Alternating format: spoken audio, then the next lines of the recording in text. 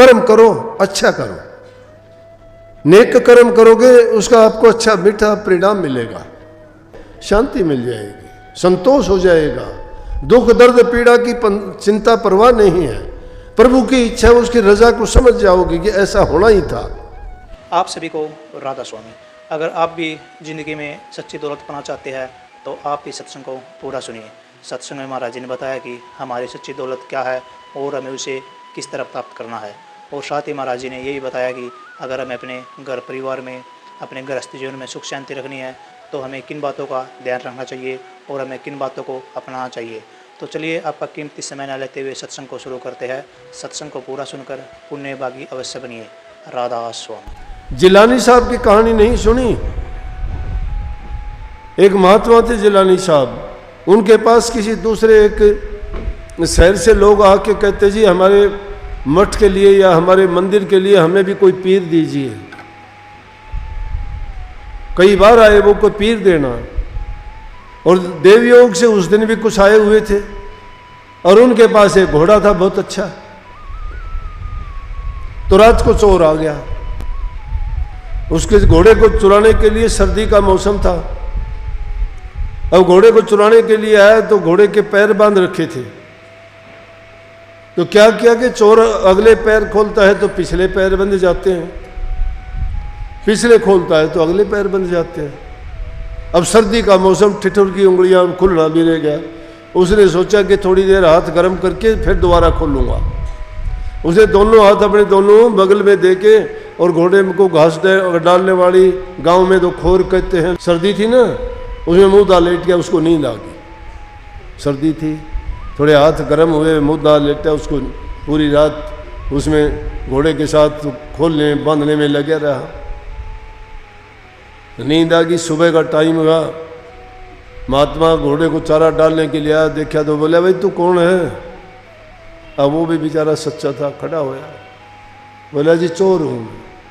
बोला चोर है? क्या करने आया था? बोला घोड़ा खोलने के लिए आया था जी, घोड़ा खुला ही नहीं। क्या हुआ? कोई नहीं। उसको बोला आजा बैठ जा। वो आए हुए थे, उनसे कहने लगे अच्छा भाई, रात को एक आदमी आया था, उसको नुआ धुआ के नए कपड़े पहना के लाओ, और ये उस गांव वाले आए हैं उनको दे दो, ये पीर है वहां का। 2 मिनट नहीं लगी। बोले कि ये क्या चोर भी सोचता है मैं चोर, मैं किस चीज़ का पीर? अरे जब सतगुरु के मालिक की जब कृपा होती है तो वो तो राई से पर्वत कर देंगे, वो भिखारी को राजगद्दी दे देंगे, वो अरंड का चंदन बना देंगे, काग को हंस से यूं ही तो बनाते हैं। क्यों गीत गाते हो? गुरु मेहर करे तो कागों से हंस बना दे। एक बार लाइन बोलूँगा, सारे बोलोगे बड़े जोर से, लेकिन एक आधा हंस बड़ा दिखाई तो कौन दिया मेरे को? मेरे बोलने से पहले ही बोलना शुरू कर देंगे, काँव काँव काँव, आवाज़ वही है, नाम तो कोयल का लेते हो। मन में सुधार नहीं करते, अपनाते नहीं गुणों को, एक दूसरे की और उनकी बुराइयों को देख के बुरा बनने का प्रयास करते हो, क्या मिलेगा? अरे बुरा जो करता है उसको छोड़ दीजिए ना। पेड़ के पत्ते पीले होने के बाद अपने आप नहीं गिर जाते हैं, पकने के बाद उसको कोई तोड़ता है क्या? पकड़ दो उसको, गिर जाएंगे अपने आप। उन चीजों की ओर क्यों ख्याल करते हो? तुम अपने विचार गंदे क्यों करते हो? दो ही मित्र होते हैं आदमी के, सच्चे मित्र, एक दर्पण और दूसरा परछाई, कभी साथ नहीं छोड़ते। दर्पण तो सच्चा है, जैसे हो वैसा चेहरा दिखा होगा तुम्हारा, चाहे बांगाटे डामू करके कितनी बार देख लियो, वो उसका वैसा मिलेगा। शीशे ना फोड़ा करो, घंटों तक बैठ के कभी यूं कभी यूं कभी यूं देखोगे, जैसे हो वैसा ही दिखाएगा वो। और एक परछाई कभी साथ नहीं छोड़ेगी, जहां जाओगे साथ जाएगी। तो तुम्हारे गुण भी ऐसे ही हैं, जो सीखो बाप घर करो आप घर। अच्छे गुणों को जो अपनाता है जिंदगी में वही करके दिखाएगा। अपने माँ बाप से जो संस्कार मिले वही जीवन में तुम करोगे।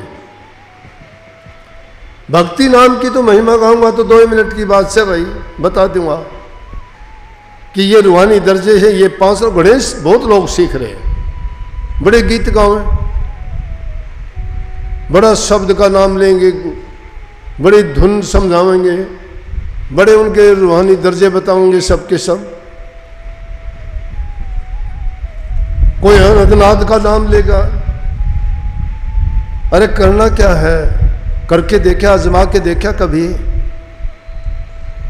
खोजी सच्चे बन के चलोगे ना, सब कुछ है। सकल पदार्थ है जगमाही, कर्म ही नर पावत नहीं।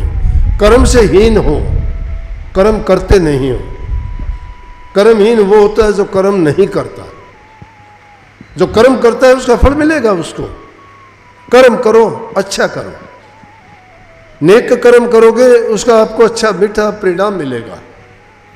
और नाम का तो क्या परिणाम है? नाम तो जो अगर आपने नाम की कमाई की है, शांति मिल जाएगी, संतोष हो जाएगा, दुख दर्द पीड़ा की चिंता परवाह नहीं है। प्रभु की इच्छा, उसकी रजा को समझ जाओगे कि ऐसा होना ही था। अगर वो होने वाली चीज़ का इलाज होता तो हमारे से पहले तो बड़े बुद्धिमान थे, बड़े चतुर थे, बड़े ज्ञानवान थे, वो इलाज कर लेंगे। होनी कहते प्रारब्ध नूं इसनूं नहीं मिटांदे क्यों? दारू होंदा होनी दा तो रामचंद्र बन जाते क्यों? सीता सतवंती नूं फड़ के चोरी रख पकड़ ले जाते क्यों? कोई इलाज होंदा कर लेंदे, इतने दुखड़े सहांदे क्यों? बड़ा सियाणा राज युधिष्ठिर जुआ दुष्ट खिलांदे क्यों? राजा नल रानी दमयंती बन बन धक्के खांदे क्यों? पानी भरन गया था श्रवण दशरथ तीर चलांदे क्यों? ये घटनाएं क्यों हुई ये? इनका इलाज नहीं था, होनी थी ये। होनी किसने की थी? उनका कर्म था ये, उनके पिछले जन्म के प्रारब्ध कर्म थे, उनका परिणाम था ये। इसलिए कबीर साहब ने कही, किस चीज को देख के दीवाने हो आप लोग? ये संसार तो बनिए की हाट है, यहां सब माल आया हुआ है, करो कुछ भी, कोई खरीद फरोख्त करो, बुराई खरीदो, बुराई बेचो, होगा फायदा, होगा खूब होगा। लेकिन फायदे का ये नहीं पता वो आपको कड़वा लगे क्या मीठा लगे। जो जैसा सौदा करता है ये संसार में, ऐसे व्यापारी बन के आए हो आप। किसी ने तो काला नमक भर लिया और किसी ने यहाँ लौंग सुपारी इलायची महंगी महंगी चीजें भर ली हैं। लौंग सुपारी इलायची है प्रभु का नाम और भक्ति। जिन्होंने भक्ति रूपी अपने व्यापार शुरू कर दिया है उनको बड़ी कीमत मिलेगी। और जिन्होंने नमक मिला है उसका तो क्या है, केवल तो आधा पर्दा रास्ते में ही खत्म हो जाएगा, और नहीं तो उसका बटना कुछ भी नहीं है, कुछ नहीं मिलना। ये खोटे कर्म, पाप कर्म, ये जीव को ले डूबते हैं। इसीलिए जिन खोटे मंदे कर्म करने वाले लोग यहाँ लूले लंगड़े अंधे अंगहीन जबानहीन, किस प्रकार से किसी को कुछ सुनता नहीं, किसी को दिखता नहीं, ऐसे जीवन लेके आते हैं और वो अपने भार को ढोते हैं। नेक कर्म करके आए थे खुदा के बंदे, नेक इंसान हो आप, हर चीज से संपन्न हो।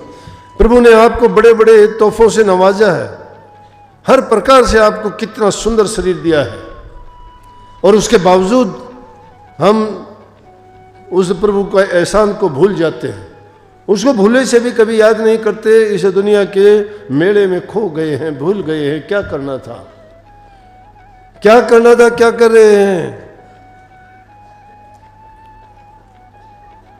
इसलिए समय निकाल के एकांत में, मैं नहीं कहता कि तुम्हें जो नाम दिया गया वो उसकी तो कोई बात नहीं, वो तो जब याद करोगे 1 मिनट में ही याद आ जाएगा।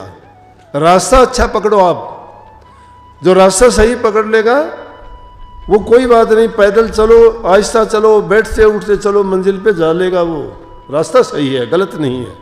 लेकिन रास्ता अगर गलत पकड़ लिया तो चाहे दौड़ लगाते जाइए, कहाँ जाओगे? कहीं नहीं जाओगे।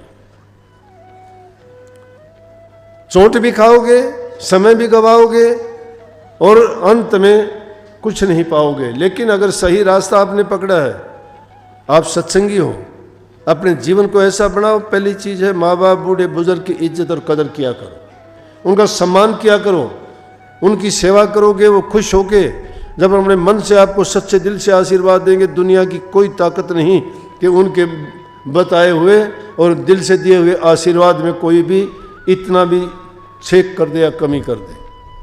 कोई नहीं रोक सकता उनका, वो फलीभूत होगा आपका।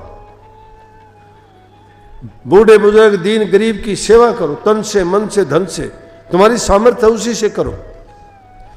जबान से सबके साथ अच्छा बर्ताव करो, मीठा बोलो। किसी को कुछ नहीं दे सकते, ना दो। देने लेने से कुछ नहीं होता। कोई वस्तु दोगे आज दे दी कल को खत्म हो जाएगी, क्या एहसान है उसका। वस्त्र दे दिया कल को फट जाएगा, धन दे दिया कल को मुक जाएगा किसी चीज में। लेकिन अगर किसी को मीठा वचन दे दिया कभी खत्म नहीं होगा, हमेशा याद रखेगा कि उस वक्त में उस इंसान ने मुझे ये कहा था। लेकिन अगर बुरा वचन कह दिया तो वो भी खड़ा रहेगा हमेशा के लिए। घाव भर जाता है बुरा वचन, खोटा वचन कहा हुआ, वो कभी खत्म नहीं होता। किसी को बुरा बोल के अपनी जबान को भी गंदा करते हो, उसको पीड़ा भी देते हो और एक मंदा कर्म का परिणाम भी बना लेते हो, भोगना पड़ेगा। संगति अच्छे इंसानों की करो, दुष्ट आदमी की तो दृष्टि से भी बचो।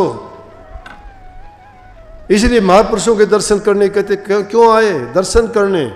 अरे जिसके दर्शन करोगे उसके गुण तुम में उतर जाएंगे। मिठाई को देखते ही तुम्हारा मन मीठा होता है, खाने को मन करता है। सुंदर बगीचे और फूलों को देख के तुम्हारा मस्तिष्क और तुम्हारा दिमाग महक उठता है। अच्छी और मधुर वाणी सुनने से तुम्हारे कानों में, तुम्हारे हृदय में अजीब प्रकार का एक उल्लास और खुशी होती है। इसलिए महापुरुषों के दर्शन करने से, नेक इंसानों के दर्शन करने से तुम्हें शांति मिलेगी। उनका संग करने से उनके गुण तुम में आएंगे। बिना माने भी, कुछ भी तुम मानना नहीं, लेकिन लगातार तुम उनका संग करते रहोगे ना। एक लोहे का टुकड़ा होता है, उसमें गुण नहीं है किसी प्रकार का, लेकिन एक चुंबक दूसरी लाके उसे को अगर उससे रगड़ते हैं ना, उस पर कई बार रगड़ेंगे तो वो चुंबक का गुण लोहे में छोड़ देगा। तो थोड़ी देर के बाद में लोहे का टुकड़ा भी दूसरे लोहे के टुकड़ों को अपनी ओर खींचना शुरू कर देगा। कहाँ से ताकत आ गई? वो आ गई उसके छू जाने से, बार बार उसका संग करने से। इसी प्रकार से बार बार सत्संग के करने से, बार बार वाणी के सुनने भूल जाते हो आप। वाणी तो रोजाना सुनते हो, ये वाणी पता नहीं कितनी बार पहले भी दोहराई होंगी, लेकिन आदी हो चुके हैं, हमारे कान पक चुके हैं कि कहले कुछ भी कहले सुनते रहेंगे, सुनते रहते हैं। पक चुके कान सुनते सुनते, लेकिन करने के लिए हिम्मत नहीं जुटाते। मन में ये कभी सोचते ही नहीं हम ऐसा करें भी। अगर ऐसा करने की तुम ठान लोगे, अरे चलना सीखो तो। मैं तो कहता हूं जो लेटे पड़े हो बैठ जाओ, बैठे हुए हो खड़े हो जाओ, खड़े हो वो चल पड़ो, और जो चल पड़े हैं वो दौड़ लगाओ। जीवन बड़ा छोटा है, लंबा नहीं है। देखते ही देखते गुजर जाएगा समय, जैसे अब गुजर गया। थोड़ी देर हुए बोलते हुए घंटा होने को हो गया। ये आज का दिन, ये घड़ी फिर दोबारा मुड़ के नहीं आनी। कितने ही हमारे से पहले है, संसार में आए हैं गए हैं। इसलिए संतों ने कही कि राम नाम पूंजी पल्ले बांध के जो ले जाओगे वो तुम्हारी अनजान यात्रा है। उस यात्रा के लिए कुछ सामान साथ नहीं लेके चलते। 2 दिन के लिए कहीं बाहर जाना होता है, जेब में पैसे लेते हो, खाने पीने का इंतजाम करते हो, लत्ते कपड़े साथ लेते हो। पता है 2 दिन की, 4 दिन की, 10 दिन की यात्रा है। इस जीवन के बाद कौन सी यात्रा होगी पता है किसी जीव को? उसके लिए कोई सामान की तैयारी नहीं करते। ये पदार्थ नहीं ले जाने, इनमें से कोई चीज साथ नहीं जाएगी, एक कण भी साथ नहीं जाएगा। उसकी तैयारी अगर करनी है तो प्रभु के नाम की तैयारी करो, प्रभु के नाम रूपी दौलत को इकट्ठा करो, और उसका सही तरीका है नाम के सिमरण से। नाम का सिमरण क्या करो, सबसे बड़ी ताकत नाम के सिमरण में है। उन चीज़ों के चक्कर में ना पड़ना, मुझे प्रकाश दिखना चाहिए, मुझे शब्द सुनना चाहिए, मुझे नूरी रूप देखना है, नहीं। ना देखो कि अगम लोक कितना बड़ा है, सतलोक कितना बड़ा है, उनका कितना पसारा है। मत पढ़ो कितने तत्व हैं, कितनी वाणी है, कितना क्या है। अरे सब वाणी, सब ढाणी, सब खाणी, सब पानी वो प्रभु की है। उसको जब याद करोगे तो सब कुछ उसी में है। इसीलिए कहा नाम लिया जिन सब किया, योग यज्ञ आचार, सभी चीज उसमें आ जाती है। जप तप तीर्थ वर्थ परशुराम सभी नाम की लार। जो नाम को जपता है उसमें जप तप तीर्थ व्रत योग सब कुछ उसी में आ गया। नाम लिया जिन सब किया। नाम बिहुना जीवन कोई काम नहीं है। और भागी है हम तो, जो सुरत शब्द का योग हमें मिला है इसके बराबर कोई योग भी नहीं है। ये बताऊं, सुरत आत्मा को कहते हैं, शब्द परमात्मा को कहते हैं, सारी रचना शब्द की है। और ये योग है सूरत को शब्द से मिलाने का, आत्मा को परमात्मा से मिलाने का। और ये एक ही घर में होते हुए जुदा हैं। उनको दोनों को एक को कैसे मिलाओगे? उनका मिलन जब होगा जब नाम का सुमरण करोगे। और उस नाम की कितनी महिमा, राम के नाम की महिमा सुन लो। जिनका आज जन्मदिन है वो कहते हैं राम नाम के लेत ही होत पाप का नाश। नाम लेत ही, लेना क्या है? सिमरन है। नाम का सिमरन यह है, राम नाम के लेत ही होत पाप का नाश। जो चिंगारी आग की पड़े पुरानी घास। चिंगारी अगर लाखमण घास के ढेर में ये और चिंगारी डाल दे उसको स्वाह कर देगी, राख बना देगी। नाम में वो ताकत है कि उस राम के नाम के लेने से सभी पाप इसी तरह दग्ध हो जाते हैं जिस प्रकार से एक चिंगारी घास के ढेर को भस्म कर देती है। और राम नाम में इतनी शक्ति है कि वो देखा होगा आपने, जब सेतु बनाने लगे तो जिस पत्थर पे राम का नाम लिख दिया समुद्र में छोड़ दिया वही तरने लग गया। लंका तक सेतु बना दिया। किस चीज में ताकत थी? नाम में। नाम किसका था? राम का। वही राम के नाम का गुणगान हम करते हैं, उसी का सुमरण करने का तरीका बताते हैं, उसी को याद करने के लिए आपको रात दिन कहते हैं। उसी में सारी शक्ति सिद्धि और उसी में सारे गुण हैं। उसी से हमारा जीवन समरता है, उसी से हमारा जन्म मरण का फांस कटती है। ये 84 का चक्कर अगर छुटाना चाहते हो तो उस नाम का सुमरण सबसे पहले किया करो। उन नाम के सुमरण करने से पहले हमारा वाणी भी शुद्ध होगी, हृदय भी पवित्र होगा, हमारे कर्म भी सुधरेंगे। क्योंकि वो नाम में ये गुण हैं। उस नाम के लेने से वो पवित्रता आती जाएगी। उस नाम में सारी की सारी शक्ति सीमित है, इकट्ठी की गई है। इसलिए भाई जितने भी काम दुनियादारी के करते हो करो, वो भी सच्चाई के साथ करो, वो भी सच्ची भक्ति है। बताऊं आपको, जिन्होंने जो काम किए, जितने भी संत महात्मा जिस समाज में पैदा हुए, उन्होंने अपना काम नहीं छोड़ा, वही काम किया। धन्ना भगत किसान थे, खेती का काम किया। कबीर साहब जुला जाती थे, कपड़ा बुना। और वो प्रभु संभाल करता है। कमाली की शादी करनी थी, क्या था कबीर साहब के पास? जुला जाती से कपड़ा बुनता, कपड़ा बुन के 2 टाइम की रोटी नहीं होती। सत्संग करता, संगत जाती, उनको प्रसाद देने के लिए उसके पास नहीं होता था। दुखी होके फेंक दी उन्होंने भी माड़ा। प्रभु परीक्षा भी लेता है भक्तों की, लेकिन जिसकी आस्था दृढ़ होती है वो कभी टूटने नहीं देता। प्रभु भी उनकी आस्थाओं में कमी नहीं आने देता। उसके बनके तो देखो, हम बनते नहीं अपने माँ बाप के भी, गुरु के कहाँ से बनेंगे? जो माँ बाप का नहीं बना गुरु का कैसे बन जाएगा? जो गुरु का नहीं बना परमात्मा का कैसे बन जाएगा? कमाली की शादी थी, कबीर साहब की पत्नी कहने लगी लड़की की शादी है तो कुछ इंतजाम किया नहीं, इतने दिन हो गए। बोला कि सब मालिक करेगा। मालिक क्या करेगा जब कुछ है ही नहीं? बारात आएगी, क्या देगा क्या लेगा? बोली कि मेरे पास एक कपड़ा बना हुआ, ये माताओं की ये एक विशेषता है, ये कुछ ना कुछ बचा के रखती हैं। उन्होंने भी एक अपना बना हुआ थान बचा के रखा हुआ था, छिपा के। बोले कि मैंने एक थान छिपा के रखा है, वो बेच के आ। और क्या है तेरे पास? 2 दिन शादी के रहेंगे। बोला जाता हूं। लेके गया, बाजार में जाता है, रास्ते में एक साधु मिल गया, नंगा बदन देख के। अब महात्माओं की तो अजीब बात होती है, प्रभु की भी उससे अजीब बात होती है। वो ऐसे वक्त में भी और ज्यादा कड़ी परीक्षा लेते हैं। एक बूढ़ा फकीर का भेष बना के आके सामने खड़ा हो गया कि मैं तो सर्दी से ठिठुरता हूँ। कबीर साहब कहने लगे थान है मेरे पास, ले तेरा एक कुर्ते का कपड़ा इसमें तो पढ़ ले। बोले इससे मेरे एक से क्या होगा, ठंडी का मौसम है नीचे। बोला तो दोनों चीज़ का ले। बोला फिर सिर पे ओढ़ने बांधने का भी चाहिए। तो कितना चाहिए? बोले पूरे थान में काम चल सकता है मेरा। बोला ले ले। शादी के लिए दे के भेजा था, दे दिया किसको? नानक साहब की तरह से सच्चा सौदा कर दिया। फकीर को देके सोचता है क्या करूं, कहाँ जाऊं, अब घर जाके क्या जवाब दूंगा, शादी के 2 दिन रह गए। बोला देखी जाएगी जो होगी। घर गया ही नहीं, घर नहीं गया, लेकिन असली घर में जाके उसने कुंडी खड़का दी। गंगा जी के किनारे जाके और अपने समाधि में लीन हो गया। समाधि में बैठ गया।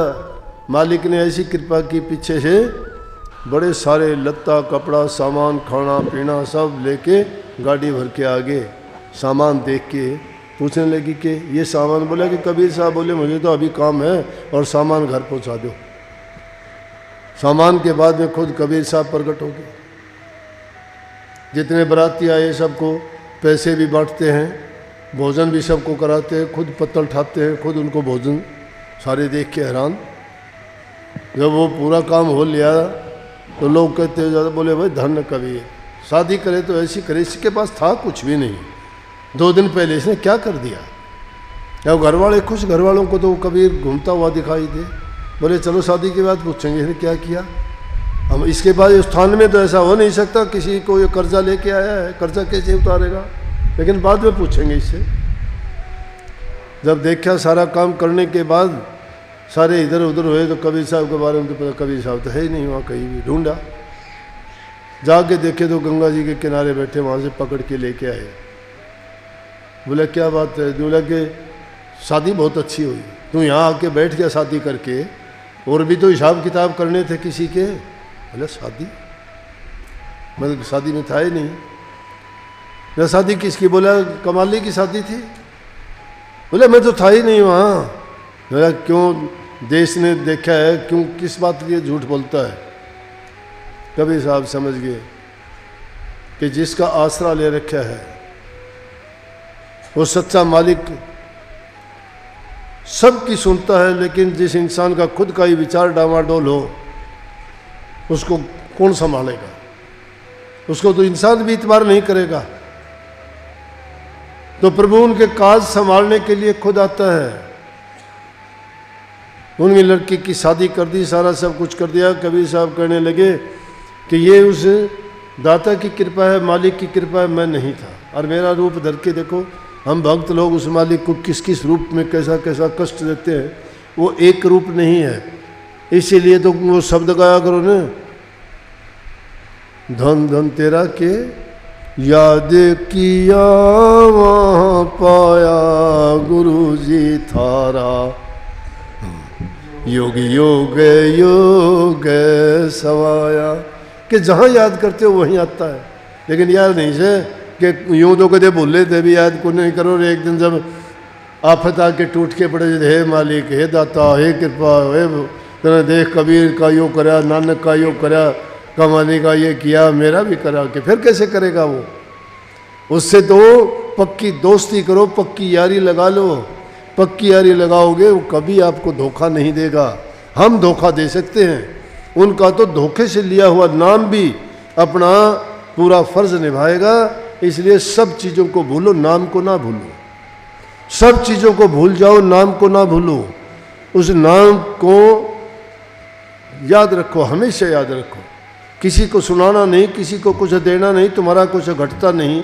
अरे मन में ख्याल ही तो उसका करना है। एक तो दूसरों की बुराइयों से बचोगे, मन को शैतानी करने से बचाओगे, बुरे ख्यालात मन में आने से बचोगे, और तुम्हारा हृदय पवित्र होगा। नाम का जो जो सुमन करते चले जाओगे, तुम्हारा उतना ही भक्ति रूपी धन इकट्ठा होता जाएगा। बहुत बहुत सबको आशीर्वाद। मालिक सबको सद्बुद्धि दे, आपको भक्ति करने की शक्ति दे, नेक इंसान बनाए आपको। सबके घरों में शांति हो, प्यार हो, एक दूसरे से मीठे बोलो। देखो तुम्हें कोई मना करने वाला, कितने आप अच्छे ढंग से बैठे हो, कोई आपको पैरा थोड़ा, कोई पुलिस है यहाँ। ये चीज़ कहाँ से सीख ली?